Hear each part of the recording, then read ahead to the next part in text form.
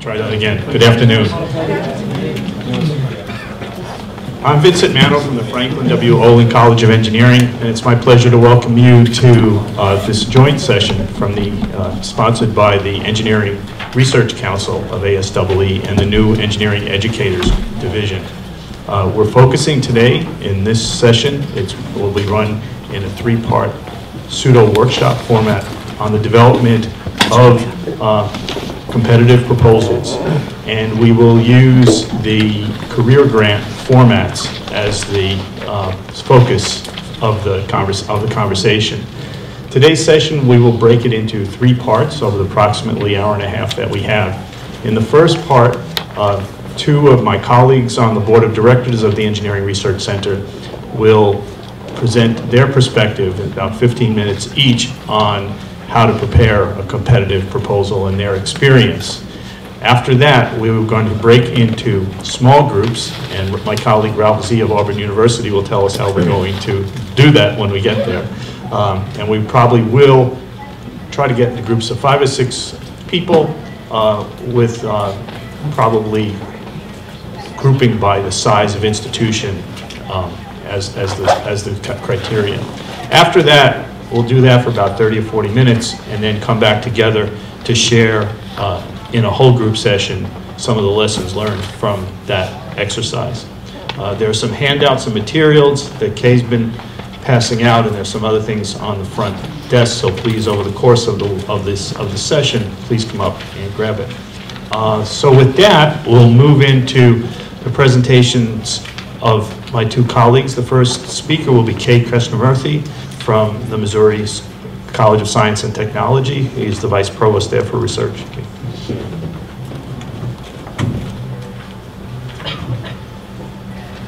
Thank you, Vin.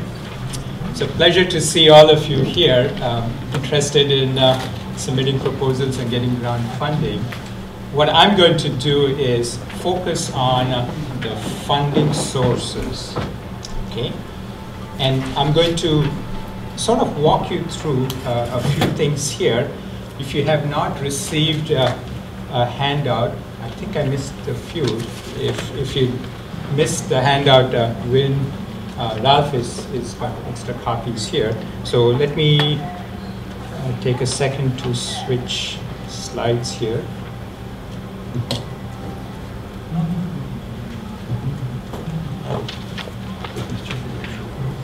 Okay, so first let me start by saying that you have a hard copy in front of you, but if you need the electronic copy, and you might need it because I've hyperlinked many of the web links, please do give me your business card, or I have a sign-up sheet here, so if you can give me your email address, I'll be happy to mail the electronic file, so it'll be easy for you to get to the various documents. So Ralph, maybe pass the sign-up sheet in case there's one coming from front and maybe one from the back. We'll do it from the back. You'll converge in the middle. All right. So what I have done here is listed some of the major opportunities. And let me sort of describe what I have done here so you can see how I have summarized information. And if you look at the sources, it's a combination of federal agencies as well as non-for-profits. And so if you look, and it's organized, it's listed by the sponsor alphabetically. So the first one is the Air Force Office of Scientific Research. And so if you look, there is a web link, so you can go get the detailed information. As well as I've sort of included some notes, what is the objective of that program? So you can try to relate to that, and depending on your discipline, you may not be aligned with the objective of that particular program. So that's something you might want to just quickly take a look. If it is of relevance to you, then you can go get more detailed information. And then what I've done is, if the solicitation is currently open, I've provided a link to that. If not, I have linked to the last solicitation. And most of these programs don't change quite a bit. There will be some changes, but for the most part, it is similar. So if the current solicitation is not yet available, what you may want to do is go back and look at the solicitation from the previous round, so you can get a sense in terms of what the requirements are and what is expected in those proposals. Okay, and I've also tried to include, what sort of funding you can ask. And these programs vary in scope and nature. And some of them are 2 years, some of them are 3 years, and some are 5 years. And so that's one thing that you will have to sort of pay attention to, is each one of these programs have its own details. And so you have to get familiar with those details. So if you look at the Air Force, you can ask for $120,000 per year for 3 years. And also where I was able to give you sort of a feel for the success rate. And unfortunately, the competition is fierce. And so if you look at the Air Force, 40 awards were made from about 200 proposals.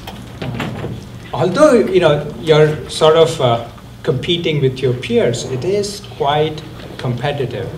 And also I should mention, by listing this, I'm not trying to say that these are the only opportunities. Certainly you can submit to the open solicitations, that's always possible. But here, the early career programs, you are competing with your peers. And so this is something you may want to look at a little bit more closely. Okay, so you've got the Air Force, and then the next one on the list is American Chemical Society. And so here you can see it is focused in a particular discipline. It is research related to the petroleum field. And so if that is what you are doing, then of course this program would be relevant. If not, this is something you don't pay attention to. And if you look here, it's $100,000 for 2 years, and not quite sure how competitive it is. All I know is that there are about 90 new awards each year. So that gives you a sense in terms of what programs to look at. The next one is the Army. Unfortunately, there are not a lot of details. I've given you whatever information that is available. The Young Investigator Program Award is for $50,000 per year for 3 years. So you can, just looking at the three, the details are quite varied, and this is something you will have to get used to. The language the agencies use is a little bit different. Some call it broad agency announcement, some call it solicitation. DOE calls this a funding opportunity announcement. It is a grant or a cooperative agreement. So there are various terms involved, and this is part of that learning process. Okay, so you've got a few details that you can look at your leisure and look at the objective, see if that is aligned, if that's what that you'll be looking at. Almost all these programs encourage you to talk to the program director, program manager. First send an email, a white paper. If you see these individuals at conferences, track them down and spend a few minutes, talk to them about what you are interested in, and they'll give you guidance in terms of, yes, that's a good idea, or no, maybe you need to work on it some more. So get that informal feedback before you spend the time and effort to develop the full proposal. As I mentioned, each one of these is different, and so if I go to the next page, and I come back and talk about it. But if you look at, again, going down the list, DARPA, it's the same idea. You got the details, and you can see it's even more competitive here. This past round, 51 applications from about 560 applications. I'm not trying to discourage you, but just trying to sort of give you a sense in terms of the competition. Yes? Maybe it would be worth mentioning that some of these you have to be residents of the United States. Yes, and so that's part of it. You have to look at the eligibility criteria. So you have to look, some say it's US citizens and US nationals, permanent residents, or it could be in terms of your rank, how long you've been in that rank, at the assistant professor level or tenure. So please do. It's a good point that you have to look at the eligibility requirements before you, get serious in terms of considering that particular program. If you look at DOE, it's a two-step process. First, you have to submit a preliminary proposal, and if they like the idea, they invite you to submit a full proposal. So DOE is a little bit different in the sense that there is this two-step process, but that doesn't mean to say you cannot get your informal feedback from the program manager or program director. So please do that. That's an important part, and it could help save quite a bit of your time. NASA, this is very much focused in terms of earth science, so it's narrowly focused. But again, you get a sense for what you might be able to do if you are in that particular field. Turning to page 3, same thing, Navy, the Young Investigator Program. It's as competitive as anything else. NIH, I've not included a lot of details because it depends on what you're doing, and there's several programs. So for NIH, it would be best to sort of look at that link and see how you might be able to do. And their eligibility criteria is actually quite different, so you may want to spend some time looking at who may be able to submit proposals as an early career faculty. NSF, I know we're going to spend more time looking at the NSF Career Award. Perhaps this is one program with the largest number of awards, but please keep in mind it is foundation-wide, so there are a number of different disciplines involved, and the solicitation is currently open. If you are in engineering, the deadline is 23rd July, 1 month from yesterday. So if you started to work, a great opportunity. And NSF makes about 600 awards each year. So it's quite a bit. And the success rate actually depends, depending on the discipline, the program, and the directorate. I provided a web link so you can actually see what the success rate is. And it varies from something like 8% to 35%. But again, it gives you a sense of what the possibilities are. And the last one I have is Oak Ridge Ralphie Poe Junior Faculty Enhancement Award. You have to be one of your institution has to be one of the 110 some members. But it's not a lot of funding, but it helps you with what you're doing. This particular program, the university has to match the $5,000. No indirect allowed on this one. And so again, it goes back, every program is a little bit different. And this is restricted to faculty within the first 2 years. But this is an opportunity for you to seek funding for your research. So these are sort of the main programs available for early career faculty.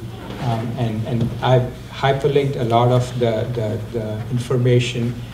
So if you're interested, please give me a business card, or if you put your name down on the sign-up sheet, I'll be happy to mail this information, but you do have a hard copy with you. Happy to answer questions. This is what I was going to go through and present, give you a sense of what those funding opportunities are. I do have one more comment, but let me just pause for a quick question. Yes? Yeah, you provide a lot of links. Is this slide available as a lecture? Right, so if you give me your business card or if you sign up, I will email that information to you. Now, it just happened that I had a colleague from the IEEE stop by, and there are more, there are some flyers here. Apparently, IEEE is starting a early career faculty development program. Although it's IEEE, the gentleman reinforced that this is not just for electrical or computer engineers or for computer scientists. This is discipline neutral. So they are starting a program where it's like people like us trying to help you, as well as faculty like you who are interested, and they want to start this program to help you become successful. Okay, so I do have this information, and I will email this as well if you can give me your name. All right. With that, let me pass on to my colleague Randy Moses. He's going to be, or when you're going to introduce Randy. Randy Moses from the Ohio State University. I guess we need to switch computers. So please bear with me for a minute while we change computers over.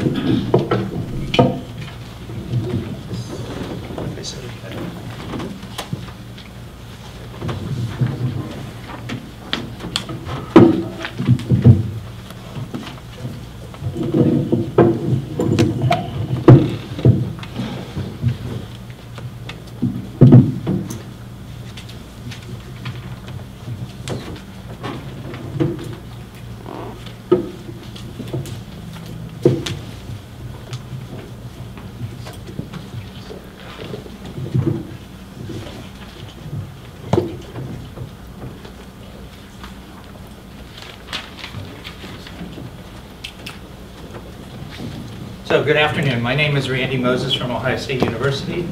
I was asked to say a few words about elements that make for a successful proposal.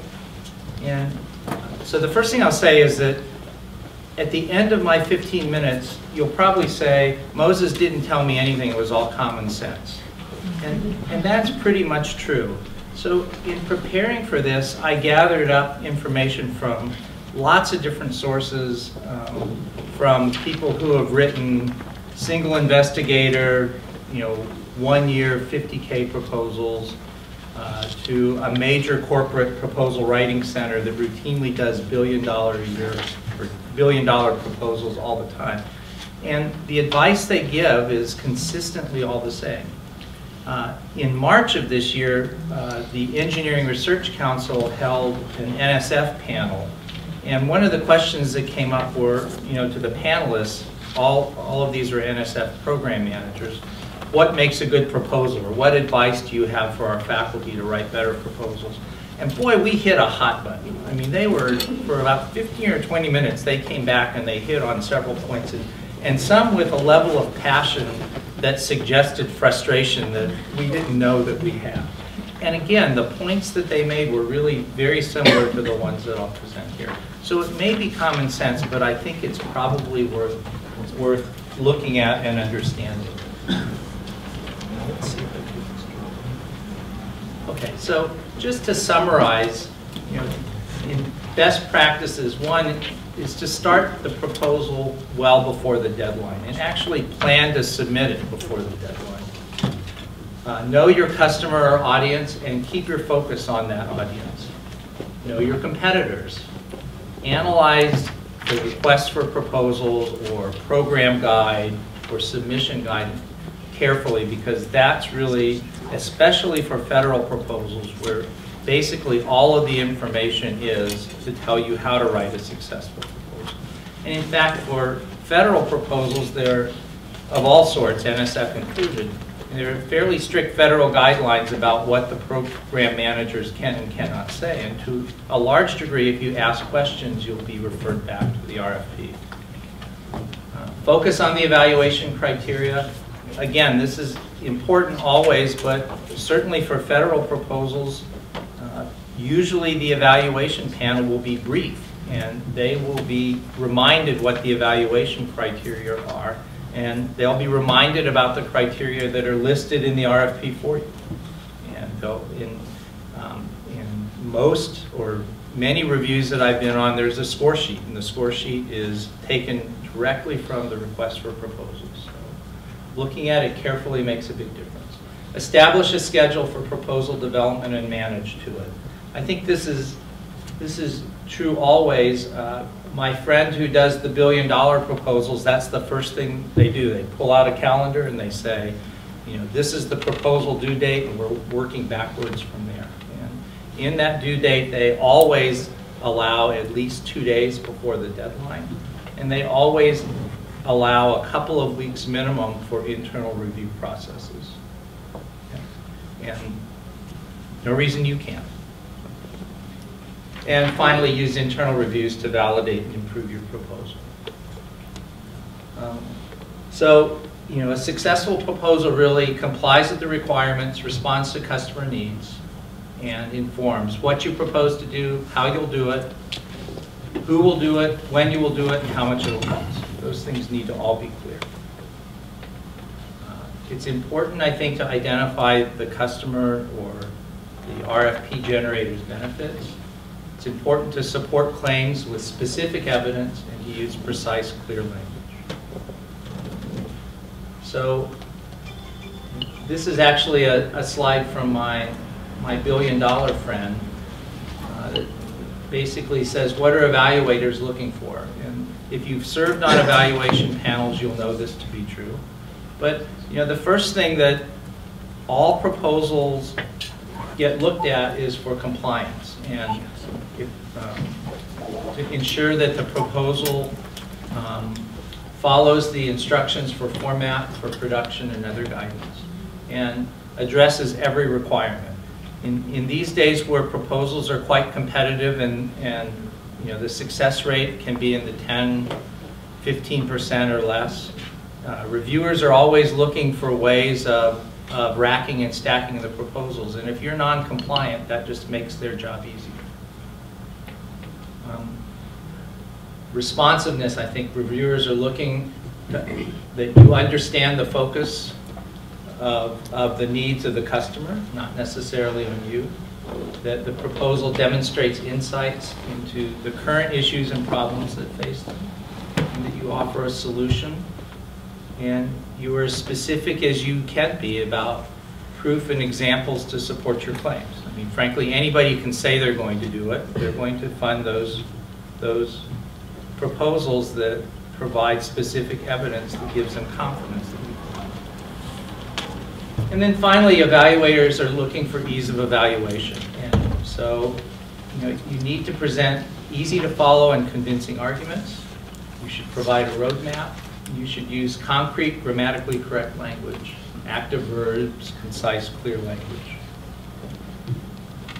One of the elements that I'd like to say about evaluation is that the mistake that I made early career in writing proposals is I assumed all evaluators knew more about the subject than I did. And I would write my proposals at a very high technical level and be very careful not to dumb it down in the least bit.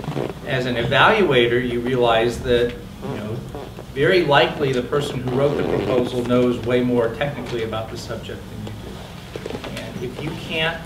And if you can't present your information as sort of in a scientific American level of here's the problem, here's why it's important, and here's what I'm going to do, you may end up losing a lot of evaluators. So I'll mention that evaluator scores are only what's in the proposal, and they're based on the RFP criteria. And your proposal must comply with all RFP requirements. Common sense, but it's true. You can think of the request for proposals as kind of a rule book and a guidebook, because it almost always will say what the customer or agency wants. It'll be clear about what it expects the deliverables and special requirements to be. It's pretty clear on how the proposal should be constructed, and in fact, if you go in, many of these requests for proposals essentially give you an outline. And it doesn't at all hurt to respond to a proposal and say section 2 and use exactly the wording that was in the RFP. Evaluators need to look for responsiveness to criteria, and doing that just makes it easy. Of course, it'll also say when it's due and any packaging instructions. And again, it says how it will be evaluated. And essentially, by federal law for federal proposals, the way it's written in here about how it will be evaluated is the information given to the evaluation team. So I think the comments above really apply to all proposals. in the next few minutes, I'll say a little bit that's a bit more specific about NSF and the NSF career proposal. Again, I don't think any of the comments I'll make are limited to NSF or limited to the NSF career proposal, but I wanted to say a few words about these because the next part of the session will be aimed at looking at the career proposal as an example.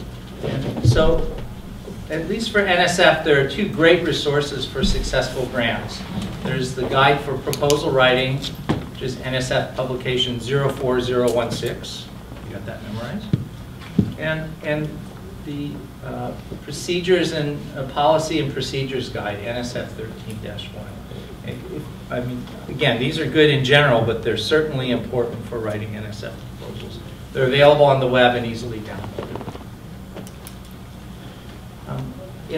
In looking for NSF specific or maybe NSF more specific information, there's an NSF program manager named George Hazelrig, and he's been around a while, and he has been a strong proponent for helping people write successful proposals.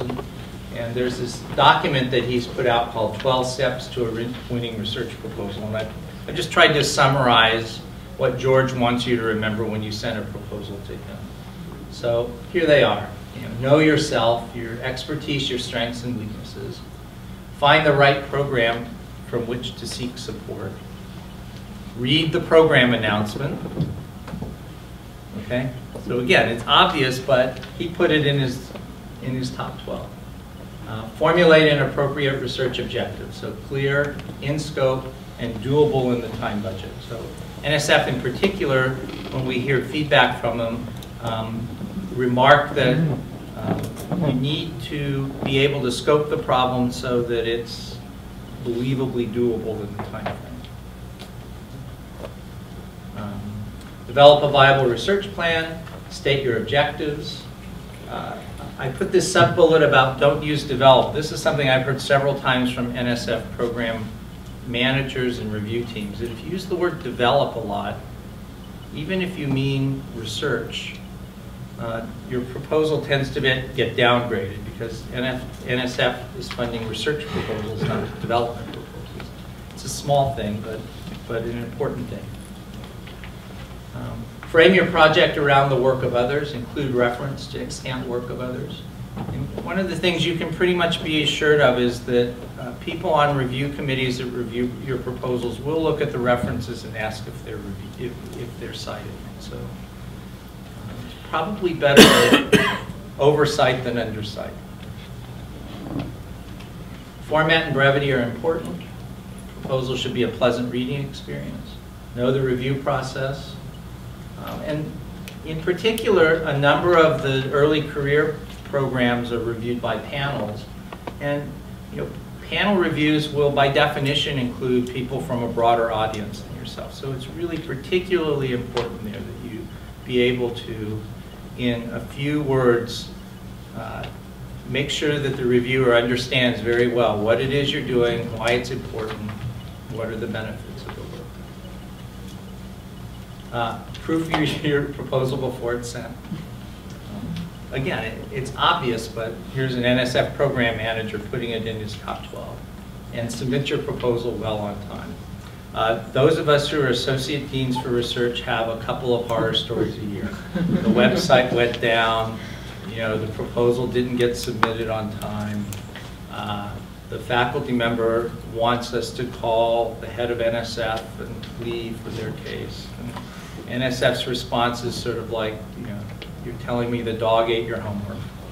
And again, when you're in an environment where proposals are highly competitive and they're only going to fund 1 in 8 anyway, if yours is late, that's a pretty simple reason.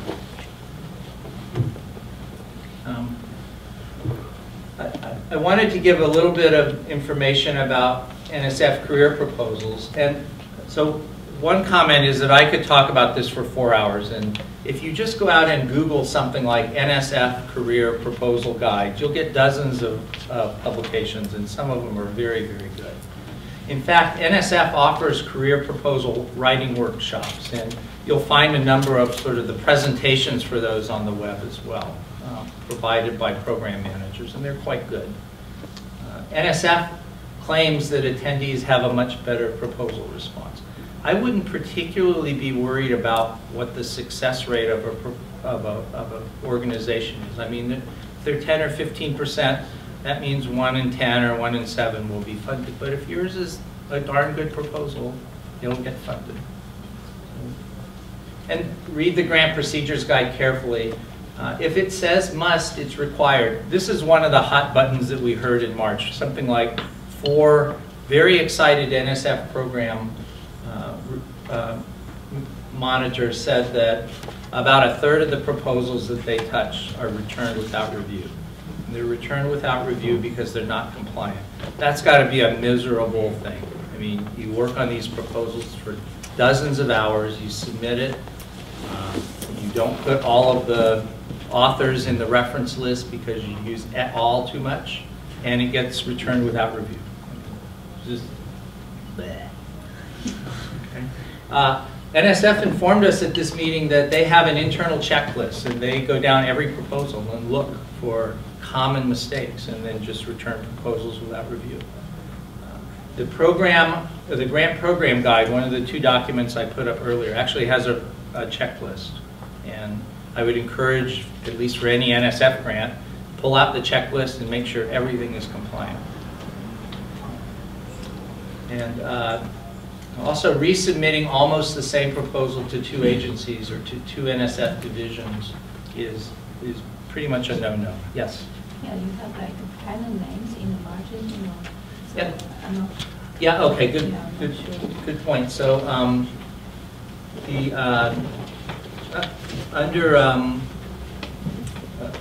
when we asked NSF why do proposals get returned without review, they listed several things off the top, and the 4 that I grabbed were margins, proposals that were margin.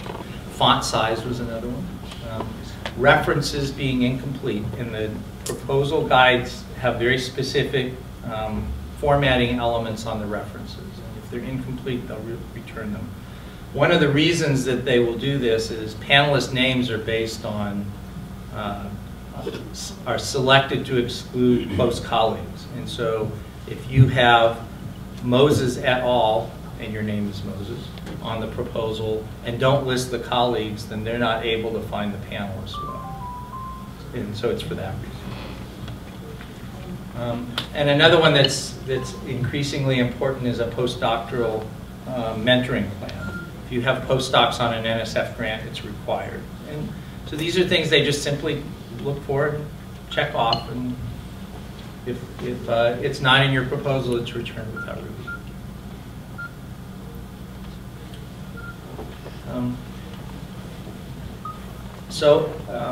Here's a summary of what of successful NSF career proposals that I gleaned from a recent career proposal writing workshop. So it funds the academic career development of a new faculty. And a career proposal is really not a research award. It's a career development award.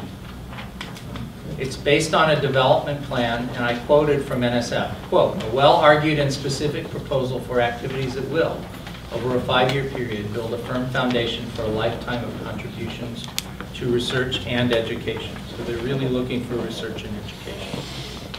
It should include a clear strategic plan for your career. It should differentiate your proposal from your PhD thesis work. And it must have an integrated research and education plan at the core. Include a thorough literature review for reasons I mentioned, and write to the reviewers.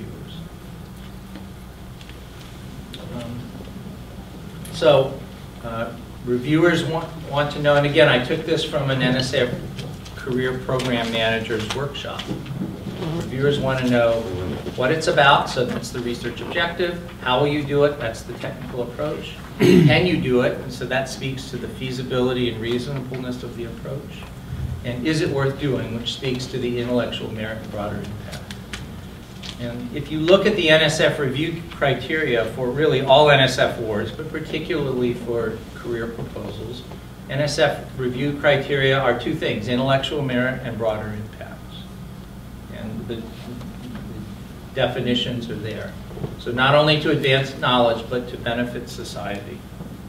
And I think it's the case that, I think if you've served on an NSF review panel, or I think my colleagues can confirm this, that you really need to make a convincing case for both of these.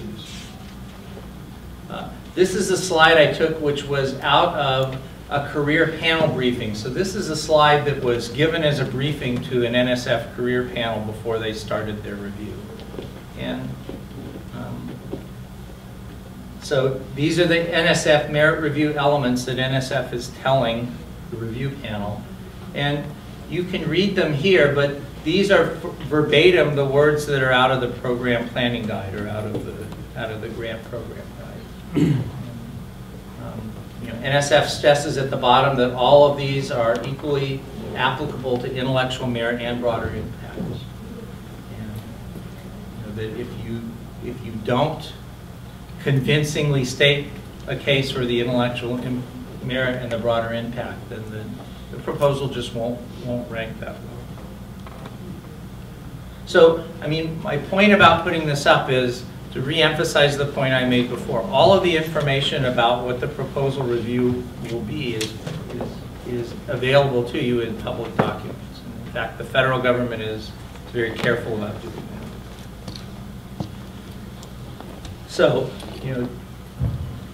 just to emphasize some points, evaluators score what's in the proposal only, and they score it based on the RFP specified criteria. Your proposal has to comply to requirements. Your proposal should address the customer or the funder's hot buttons and demonstrate responsiveness of what they're really interested in. This, by the way, is a point where having conversations, submitting white papers, talking to the program managers is a good way of getting an understanding of what those key points are. Your proposal will be more effective if you plan before you write. Your compliant, responsive proposal must be easy to read and evaluate. And then, just a couple of final thoughts. If you haven't done so already, volunteering to review proposals and serving on panels or proposal reviews is just a phenomenal way of learning what's going on.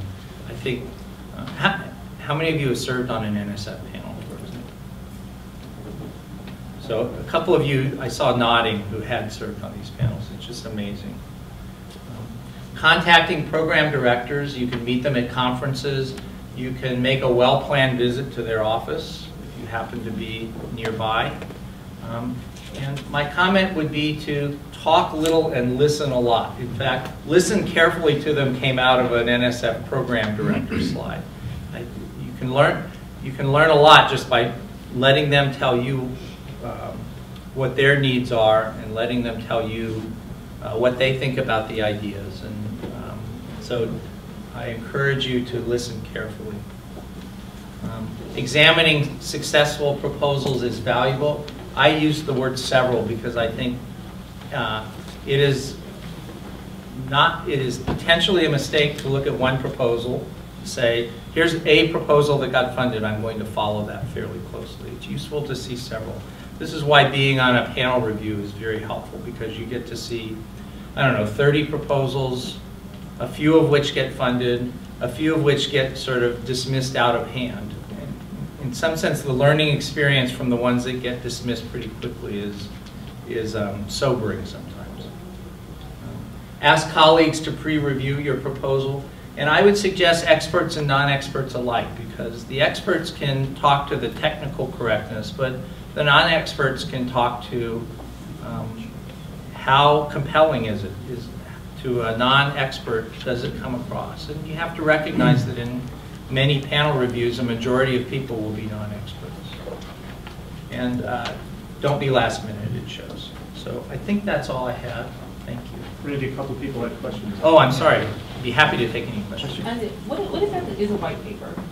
Yeah, a white paper is typically a short, it's a 3 to 5 page, sometimes 1 to 2 page document that you can think of as an executive summary of what you would like to propose.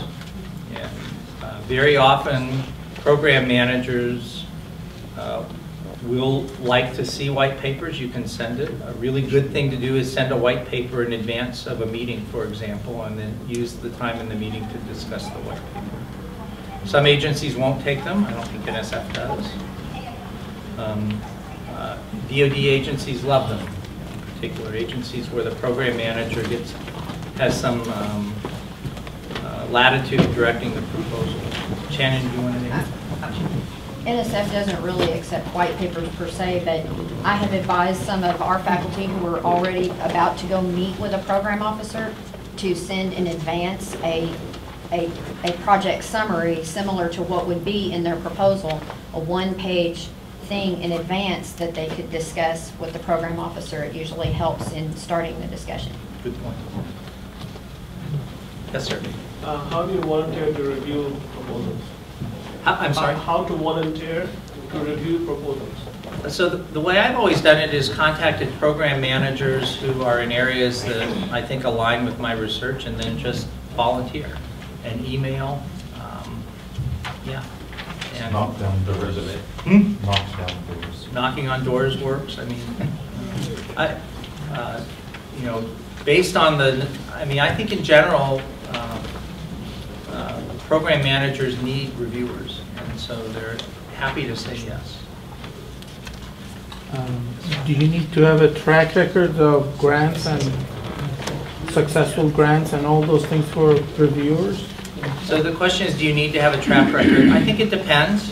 I think, some program managers will want that more than others, but not always. I have seen faculty that are invited without that. Randy, you want to say something briefly about the program managers brought up the issue of plagiarism, and I think that's important to say some things about that. Yeah, okay, so during our meeting at NSF, one of the hot buttons had to do with plagiarism, and they were, again, the program managers were pretty excitable about this point, and they were mentioning several things. One is, so if you propose work that's already done, or if you propose the same work to two agencies without letting the other know about it, that's considered federal fraud to a federal agency.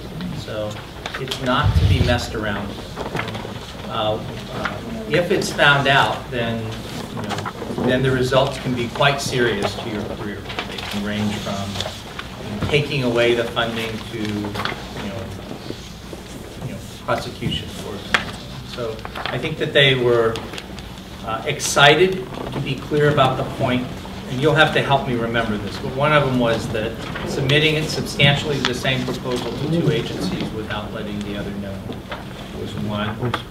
They were careful to say that it really irritates them when you submit a proposal to agency X and they don't fund it, and you take nearly the exact same proposal, submit it to division Y in NSF or agency Y. All of these people talk to each other, they know what proposals are out there, and that's just considered a breach of ethics, and probably will do you way more harm than good. Did I miss any of the key elements? I guess the other thing would be making sure you cite references properly and just follow good research ethics in terms of citing people's citing work. Sources. They check it. They do check. They do check. They do check. Yes. They check plagiarism. I think that they have these kinds of what do you call them? The software to look for phrases in documents in the same way that my high schoolers had it in their English classes. So they do check. And the reviewers will see it too. Yes. And even if you're citing yourself, and I've seen this happen, even if you're citing yourself, if they run that software, they may or may not realize that they still may or may not realize that you're citing yourself. So you need to be really careful if you're going to be quoting something or taking something that you wrote directly from another published work of your own, that you properly really cite it, even though it's yours, because I've seen some unfortunate mix-ups as a result of that. Yes, sir. 2 points in here. One is that sometimes you submit a proposal and they say, it really doesn't fit this division, the other division is okay. And you submit this almost basically the same proposal to the other division. Does that fall into this I think category? that falls into following their advice and not reaching out. And sometimes they will forward your proposal to the other division. But you know, George, when he was talking about that, suggested that if you're going to do that, that you call the program officer and say, I submitted it to this division, but I'm being advised to submit this same proposal to a different division because it did not fit that program. And say who you were, who gave you the advice. That way, you know, and you may even follow that up with an email documentation so that you can, so that they know what you're doing. That's the other point that I have is that, like in published work, everything is available, but in the case of NSF, nothing beyond a little short information about previous work that has been awarded is not available. Or is it available and I don't know? Because sometimes you write something and it may be one of the other works that other people have done without you being informed of it. I think all NSF project reports are public. I believe that to be the case. Is it in a All full or is funded it a proposals short? are too, but you will have to request, and it takes a little bit of time for the program director to get that to you. So all funded proposals are public documents as well.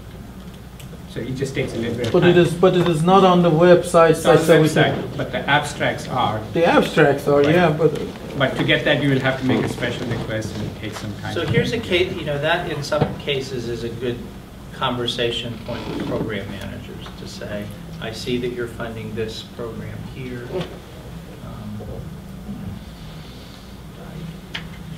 To comment, I guess, to offer a comment about why you think it differentiates and listen for their feedback. ahead of time, okay. Well, thank you. Anthony. And just one more piece of advice we heard from NSF was, don't assume the upload is seamless. One faculty member was informed that their proposal was not compliant, they were incredulous, and they asked, well, did you look at what was on the fast lane? It was entirely orange. The font was orange, the paper was orange, the figures were orange, entirely orange. So they say, look at, in addition to proofreading and checking, look at what got uploaded, which speaks to doing things ahead of time. Yeah, so their recommendation, in fact, was to upload the proposal, re-download the proposal, and then read the document that was actually downloaded. Thank you. Thank you, Randy. Well, it looks like we have some real good discussion. We may request a 2.5 hour session next time. So we're now coming to the second part, which will be about 30 minutes. We would like to, if you don't mind, break you guys into what, 7 or 8 groups. So actually, I'm passing out 2 documents. One is the career announcement itself. Some of you should have read it already. And the other one is a 3-page template of what needs to go into that NSF career proposal. Now, I know there's a wide diversity of folks here, so I'm going to ask a few questions to see what is the composition of this group, to help me break it up into the right 7 or 8 groups, and one of us will be, kind of helping you with that. So, let me ask a few questions. Can you show me your hand if you've never written a proposal before? I see 8, 9 people. How many of you are from community colleges? Okay. How many are you from a 4-year liberal arts? I mean, a smaller college rather than, which is the next question. How many of you are from State University or Carnegie Research one type? Well, State there's University. different between being Carnegie Research 1 and a State University. Okay, well, let me put it that way. Let's say State University first. There you go. And then how many of you are from private university that it's heavily in research? Okay. And how many of you are you in the first 2 years of your career? And how many of you are in your third and fourth year? And how many of you are here not because you plan to write a proposal, but you're like an ADL or department head that wants to encourage the faculty to do so, help them? Okay, so let me put it that way. There's a majority, there's about half of, more than about half of you in your first 2 years. First 2 years? Okay, so let's go ahead and break the first 2 years into 3 groups. Okay, let's see how about that. And then I only see a few hands on the third and the fourth year, right? A few. So why don't we have the third and the fourth year in one group? So we have 3 groups in the first 2 years, 1 group, and then those who never written a proposal before, I have quite a few. So there's 1 group for the never written a proposal before, and I'll guide you there. And then the rest we will go into the state college and the other part, which would be 3, 4, 5, about 3 of those. So let's go ahead and have the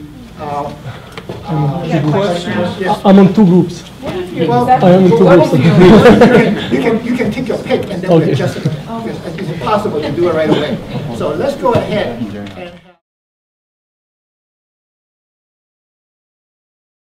We're very happy that a lot of you have had the chance to answer or ask and answer some questions. So stay where you are. We'll try to wrap up. A few things we wanted to stress was the executive summary of a proposal. Oftentimes that's all that your department reads or all that kind of goes through your own institution.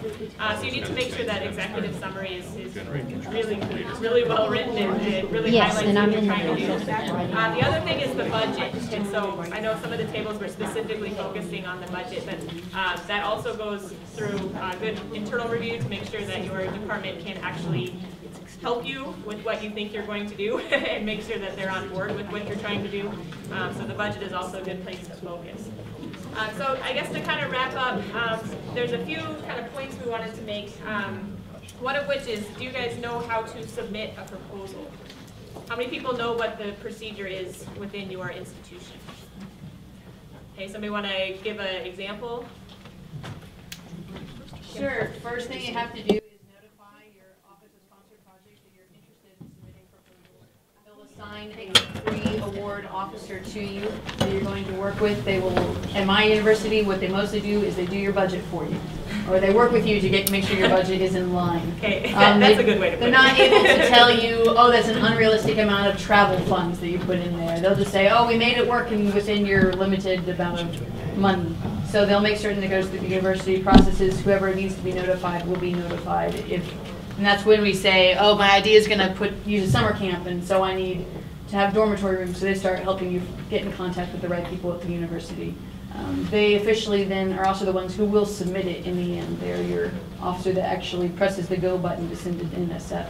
You'll still do all the uploading to Fastlane, I think it is, on your own. For grants. Yeah, so there's a lot of work that you're still doing, and they do some of it, but for me, they don't read my proposal to make certain that I checked all the boxes. Correct. So other universities might. So it's kind of like a streamlined review process, right? They care about a few things, usually executive summary and the budget, but they're not going to, Mine only seem to care about the budget, and if you have all the documents uploaded, then they send it for you. Yeah, we wanted to make sure that you often don't push the go button, the submit button. So make sure that you know what your institution's policies are. Often it goes through, say, department head, deans, and so there's a process. So we want to make sure that you know that minimum 1 week, maybe 2 weeks before the deadline, you need to make sure that your internal review is going through and making sure you can actually hit go. So make sure that you have a couple weeks there to get through that. In our university, only the Office of Sponsored Programs can submit. Okay, in some cases so that's we just keep sending them the material and they will submit. Okay, yep. Yes? Is Fastlane the standard medium for all the agencies? No, it's one of the main ones. Grants.gov is for most of the federal. Yeah, there's a few big ones. Other feedback, questions, what other kind of things do you guys? Is it common for these central offices to send things in on the last day, regardless of how early you get it done? That's probably dependent on institution. I don't know numbers. I don't know. Does anybody have any feeling for that? Yeah, well, speaking for my office, when they have everything they need from you, they'll submit it. Yeah, my experience is they want to get it off their table. So when it's ready, they let it go. But I'm not sure if that's true of everything. So I don't want to speak to everybody. But now, does it get tricky when there's 20 proposals due on the same deadline? yeah, so not everybody at the institution wants to wait until the last week for that internal review to go through. Yeah, get it done in a reasonable time frame. Put it that way. Yeah. I moved from Texas A&M to Cal State, and I'm again on my tenure track at Cal State. I spent 2 years at Texas A&M. Am I NSF career eligible? Yes, I think so. There's limited number of submission you can do under career. So as long as you have not, the year from your PhD and how many times you have submitted. Oh, it's my understanding was not tenured. Oh no, it's up to the third year, I think only. Well, no, 3 times. Three times. 3 times. Yeah. Before you're tenured, I guess. Yeah, I think it depends on how long until you're tenured. It's usually, anywhere from 3 to 6, 7 years in some cases. So yeah, it's the number of submissions. Yeah, you need to be untenured.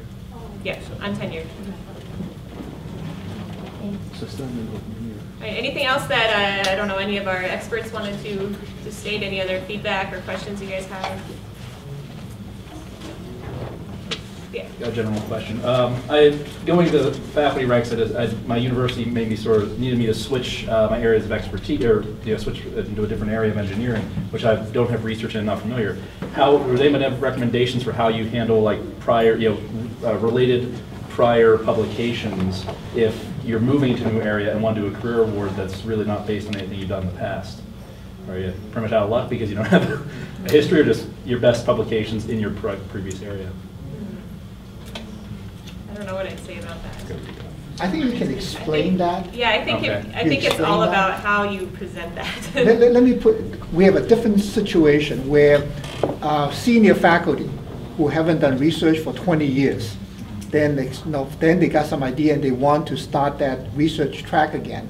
Then they have to explain why they have no funding for the last 20 years and why are they doing this with no publication. Then they explain it, saying that this idea came up, this is the reason, and NSF do take those into account.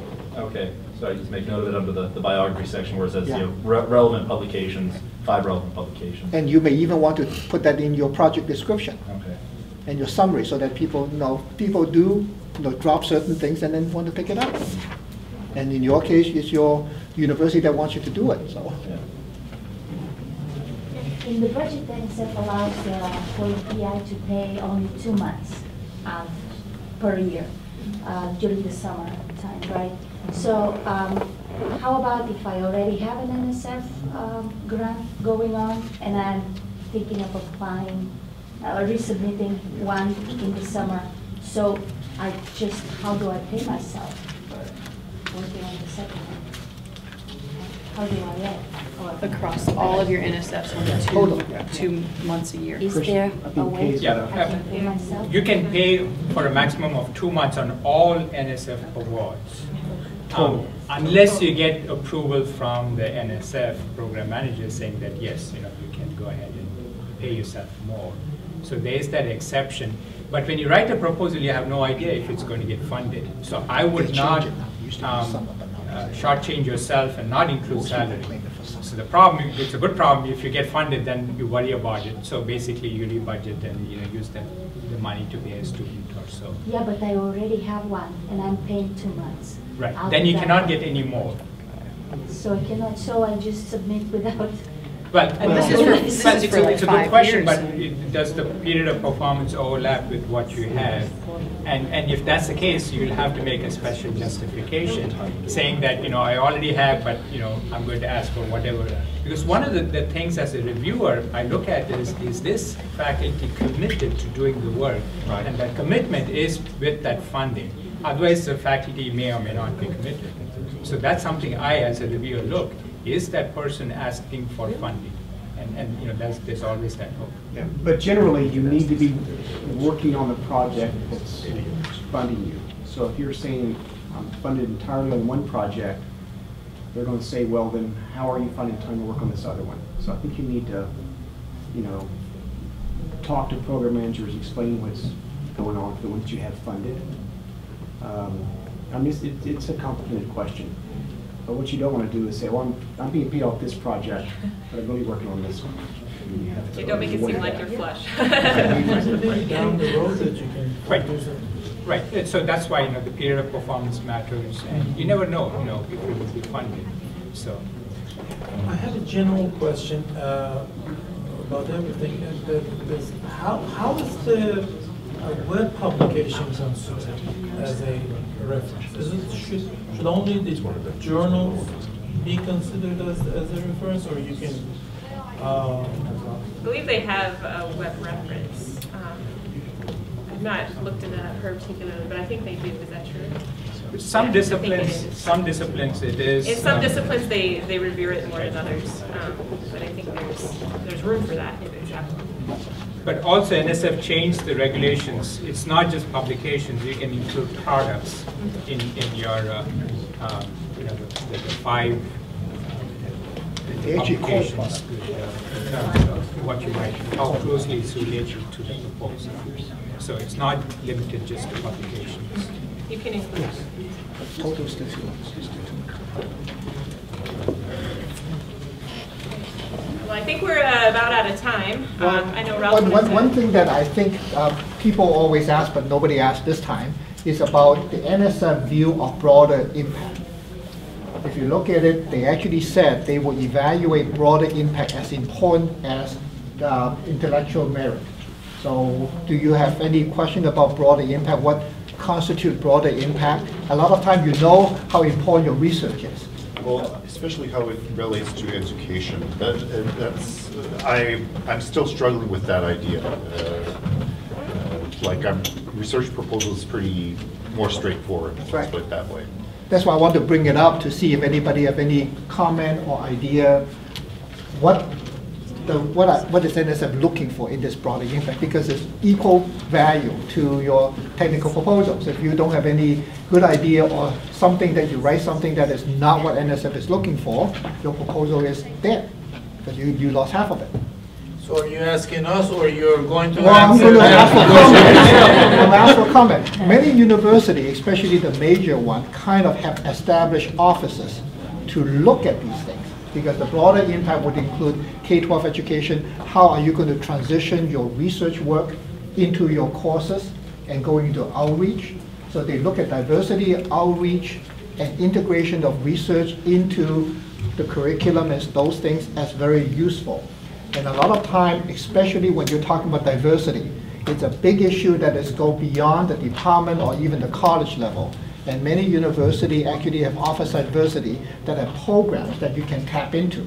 Now, this is not just so that you can write something. It's actually programs that you can take advantage of that the university has to promote what you're doing with your research and going out to the public. So those are the things that you need to think about and talk to the university. Now, most of us in the Engineering Research Council are Associate Dean for Research, and we have a Provost, and we have Dean Gary somewhere. So we have all these administration that is our committee that is really soaked into the research enterprise. And I think your university, in addition to your Vice President for Research and some of your academic dean for research, can help you with those things and go and talk to them.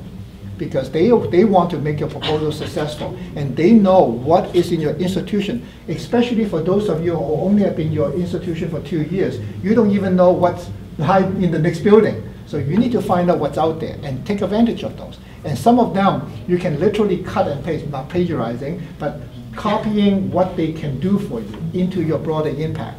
And that actually shows university level support. And that is what is NSF is looking for. So for broader impact, one thing I've never been clear on is, should you aim to have the proposal fund the broader impact, or tied in with stuff that's already going on for broader impact that you're just, is sort of pro bono, that you're going to be taking your results and helping out with this stuff, or a combination of both? Like, Yes. Yeah, I think it's All of the both. above. I think it's both. You can put some budget in there to show that you are actually going to do it. For Some fund, example, some you outreach were an events. undergraduate student, or you may even have teachers coming in, like the RET, tapping into the RET program type of thing. But at the same time, you say, hey, not only am I using your NSF fund to do this, the university is already providing this support for me. For the Summer Institute, for example, they have. Then you can say, I'm going to get the Summer Institute and basically insert my program into the existing Summer Institute. So it's both. I think that's an important point. Do not underestimate that these things will take some budget. And be realistic about the budget. You've got to adjust the scope to make sure, A, that you can do what you propose with the funding you have, and that it's going to take time to do the broader impact side of things, and you should budget for part of those activities. For what The example? other thing I'll say is people that have budget in there, it shows a real commitment, so I think it's valuable. The second thing is that these other offices, you can leverage them strongly, and I've had faculty members say, my budget's really tight, can I spare whatever for that? And my response is to ask what their time is worth. You have this whole office and infrastructure to provide this capability, and how much of your time would, I don't know, $2,000 be on that? And so, And if you don't have those offices, that's an opportunity for you to say, this is what I'm going to be doing as part of this proposal. Sure. I'm going to set this mechanism up. Working with your K-12 institute schools. So if it's not there, it doesn't mean that you are at a handicap or you're going to be handicapped. In fact, it might be an opportunity.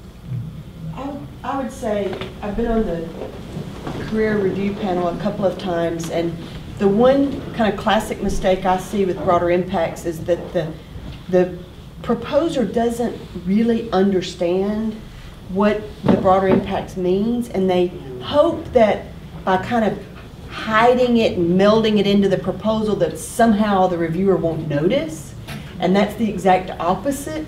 It needs to be spelled out in its own section, just like intellectual merit has its own subsection. Broader impacts has its own subsection, and clearly defined what those broader impacts are. But if you don't really if you don't feel confident in that part of your proposal, or any part of your proposal, thinking that you're going to kind of squish it down into another section and it'll slide by, the opposite will happen. It'll really stand out that, oh, they're not clear on that, so they're going to get a poor score on it. Well, I'd like to add too that broader impacts is not a bulleted list of things you're supposed to do. It goes beyond your educational activities. So, I mean, your educational activities are a required part of this particular proposal. And yes, they could be considered broader impacts, but you need to think about broader impacts beyond a bulleted list of, okay, I'm gonna talk to these K-12 students, and I'm gonna offer this undergraduate class, and I'm gonna participate in this summer institute. It's beyond that. They want to know, what difference are you going to make? How is the research and educational activities that you're proposing, what good does it do to anybody? Okay, not how does it move your field forward? How does it produce more engineers? What kind of engineers are they? Are they a new kind? Is it the kind that is filling a particular niche? Are you working with industry? There's all kinds of things that broader impacts means. So don't think of it as just a simple bulleted list of I gotta X marks the box and check that off. You need to think about what difference you're making.